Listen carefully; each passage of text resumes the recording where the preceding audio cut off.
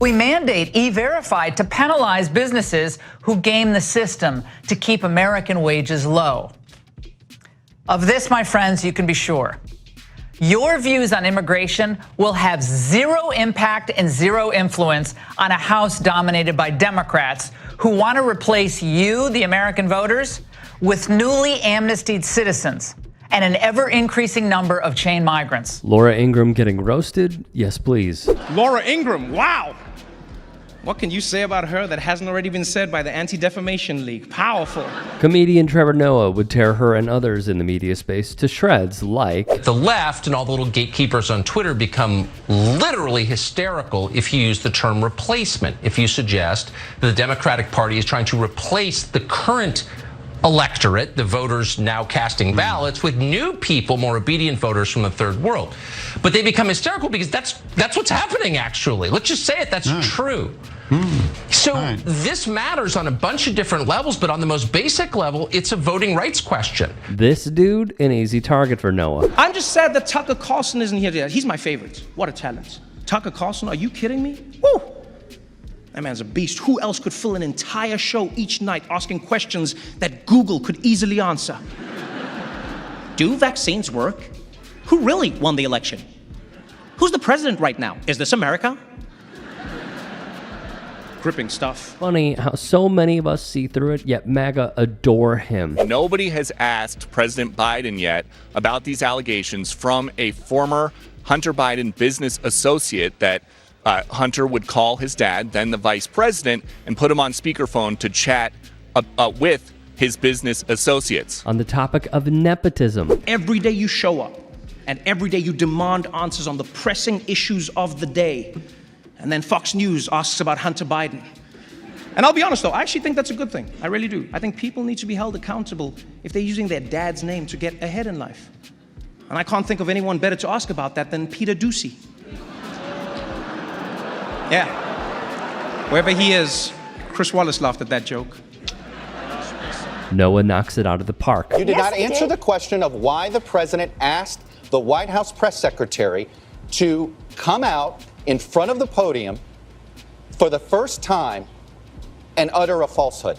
Why did he do that? It undermines the credibility of the entire White House press office on day one. Don't be so overly dramatic about it, Chuck. You're saying it's a falsehood, and they're giving Sean Spicer, our press secretary, gave alternative facts to that. But the point remains. Wait a minute. Alternative facts? This was a moment that will live in infamy for Conway. And yes, it is risky making jokes these days. You know, I mean, we all saw what happened at the Oscars. I've actually been a little bit worried about tonight. I won't lie. You know, I was like, what if I make like a really mean joke, you know, about like Kellyanne Conway, and then her husband rushes up on the stage and thanks me? I just hope we all stay calm. Remember, 2 years ago, we had the lowest number of border crossings in decades. Today, we have the highest number of illegal crossings into the United States ever. This lunatic, Texas Governor Greg Abbott, also got bodied by Noah. Before we really get going, a few quick announcements. Anyone here who is a Democrat in a swing district, I've been asked to remind you not to hand your resume to the cable news execs at your table until after the event, please. Thank you very much. Also, a quick note before people order their Ubers home tonight.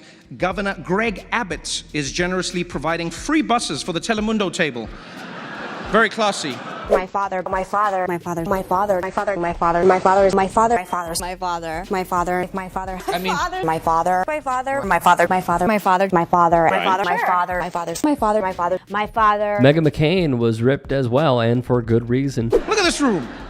Everyone is here tonight. We've got politicians, We've got the media, we've got celebrities, basically anyone who's been to Jeffrey Epstein's island. This is an exclusive event. In fact, coming in, I heard Meghan McCain telling the bouncer, "Do you know who my father was?"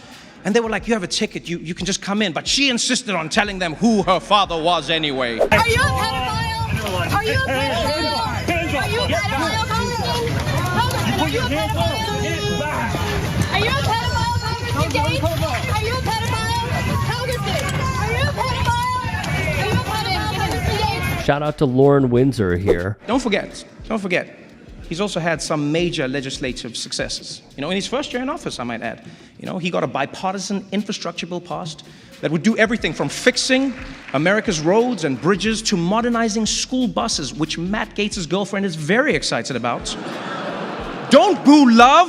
Ivermectin, as well as other proactive treatments and practices, were already helping COVID-19 patients all across the country. On Rupert Murdoch's news channel. How about that Fox primetime lineup, huh? Tucker Carlson, Sean Hannity, Laura Ingraham. Their coverage of COVID was really impactful. Their segments about vaccines moved their viewers into the ICU. And congrats to Sean Hannity on becoming the longest running host in cable news history, by the way. Give it up for him, for real, give it up for him. Longest running host. Don't hate the player. Yeah. Fun fact, Sean Hannity and Ainsley Earhart are actually dating now. Yes, yeah, and I actually think it's beautiful to see an office romance at Fox that won't end in a $20 million settlement, yeah. I'm sure wherever Roger Ailes is right now, he's looking up and smiling. The committee getting its hands on at least 24 texts sent between Ginny Thomas and President Trump's then Chief of Staff, Mark Meadows, in the days after the election. In one, Thomas writing, quote, "Help this great president stand firm, Mark. Biden and the left is attempting the greatest heist of our history."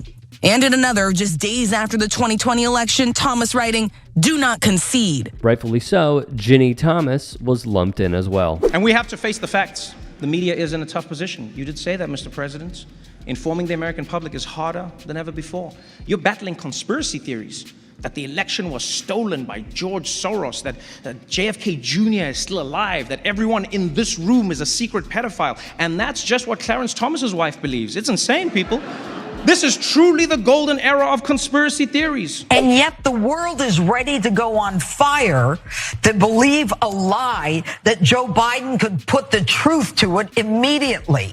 And Israel is the victim here, not Hamas. So I want the president to claw back the $6 billion. I want him to call out Iran. I want him to say, I want those hostages back. And today, you mentioned the State Department has issued a worldwide alert, travel alert to Americans. I want Joe Biden to issue a travel alert to the world. None of you are coming here anymore. We're done with everybody. The kings of cable are here. Fox News in the house. Yeah, the top rated news network for the past, 300 years? Killing it. And I know Fox has a bad reputation. I even feel you tense up now when I talk about them. They really do crush it. I think they get a bad rap because it's a mixed bag. They actually have really good journalists. It just depends on when you watch. All right? Fox News is sort of like a Waffle House. Yeah, it's relatively normal in the afternoon, but as soon as the sun goes down, there's a drunk lady named Janine threatening to fight every Mexican who comes in. You can't throw me out. I know the real president. Hey everyone, if there are any stories that you want to bring to our attention, whether it is the local level, collegiate level, professional level, national level, that you think would be worthy of a story and us covering, there are so many hours in a day and only so much we see. Submit them to me. Get at me on Twitter, on Instagram, and TikTok. Send me a DM, send me a tweet, what have you. We appreciate it. Hope you have a great day.